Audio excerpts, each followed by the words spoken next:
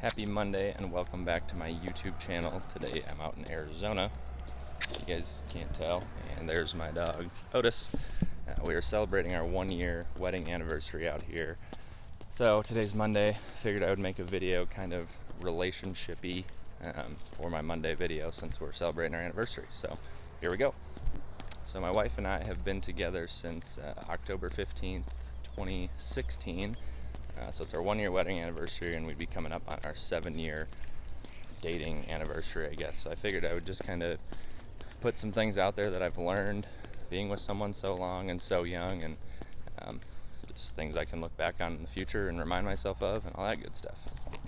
So I guess the biggest thing I've learned, I think, at least that I need to remember every day too, is see some mountains back there.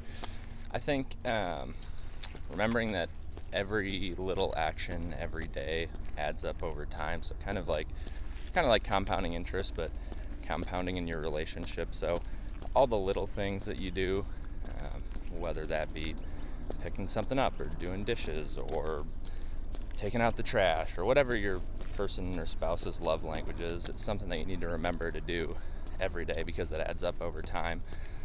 And every time you do one of those small things, kind of adds to your love bank account, I guess. So it gives you it just gives you a good way to let your partner know that you care about them every day.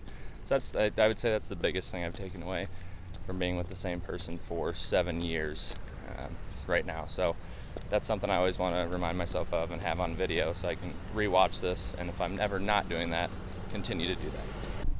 And I think another big one, if you're going to be in a long-term relationship with someone, is that you're going to have to accept that people are humans and they have flaws. So I have my flaws, my wife has her flaws, but kind of just accepting those and maybe even talking about them if it's something that really bothers you.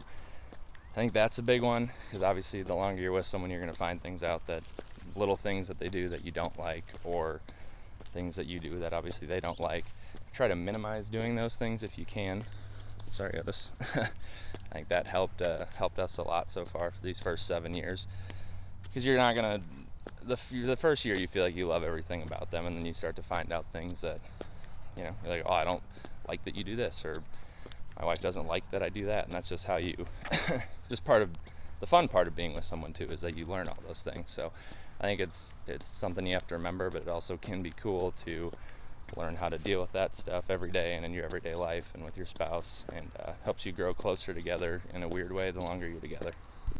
And then I think one of the final things, or that I think is good if you're attempting to have a good long-term relationship, is just going to be knowing, at least you and your spouse, knowing that it's not, the second you mess up or your spouse is unhappy for a certain period of time, or you're unhappy, you guys aren't just going to leave each other.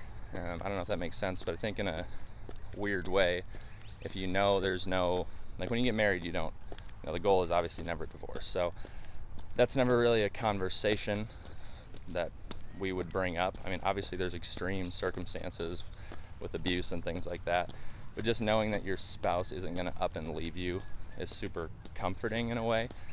You feel like you don't feel the pressure all the time of having to be perfect, or that you can never make any mistakes or have bad days.